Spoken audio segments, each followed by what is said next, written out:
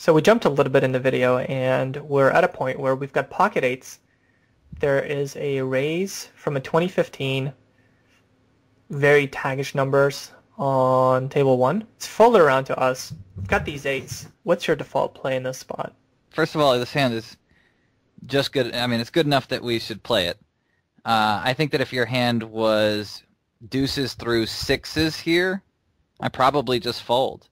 And also, I'll say that if this opener was in later position, if my pair was a little bit worse, I'd probably 3-bet. But him opening from second position, I think your hand is good enough to play. I would just call here. I would probably call with 8s, 9s, maybe 10s, and possibly jacks before I start 3-betting with like queens. Okay. And then I guess 7s you would call as well. Yeah, I would call with 7s.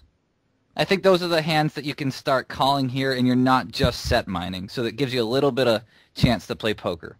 I think I did some analysis of pocket pairs, and pocket eights are right at that break-even point to where you flop good enough often enough. So, like, some combination of either overpair or second pair, to where you often flop the best hand. On table 3, 8-6 suited with a nit on the button, we're going to be calling. We're going to be raising there. All right, Jack 7 Jack. What's your thought on this flop? I actually like leading here. I really like leading too. Maybe we're not going to disagree as much as... Yeah, maybe. I'm actually surprised. I do like leading here a lot. I feel like the hand becomes a lot easier to play. Not only do you get to see everybody act after your bet, but it's a little bit harder for them to bluff raise you in a 3-way pot here. It's a little bit harder. If it was heads up, he'll take hands like ace queen or ace 10 and try to bluff raise you sometimes on the flop. And obviously that's a little bit harder to play against when you have a hand like eights. 3-handed, it's much harder for them to do that.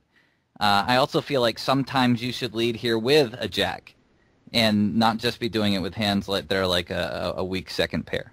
The biggest reason for me to lead is because, 1, I'm out of position, and 2, there are so many turn cards which bring an overcard to the board, and with 2 of them, assuming they have some combination of overcards, it's just very likely that one of them is going to hit.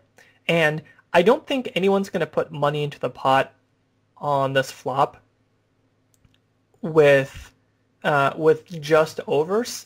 But if everyone checks and an overcard comes, then I don't think they're going to be folding.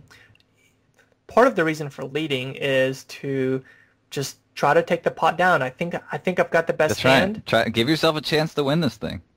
Give yourself a chance to win it, and don't make it easy for them to... Because if this checks around and any overcard comes, you're going to want to check again, and that kind of sucks. And you might be correct to do so.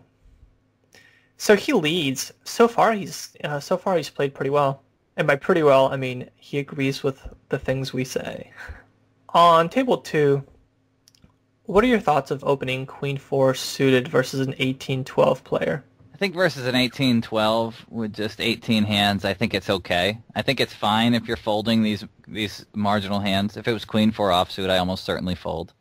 I do think that you can, against some of the tighter big blinds, play a pretty big range, especially without a lot of history. So I think it's fine if you play it. If you fold it, I don't have a big problem with that.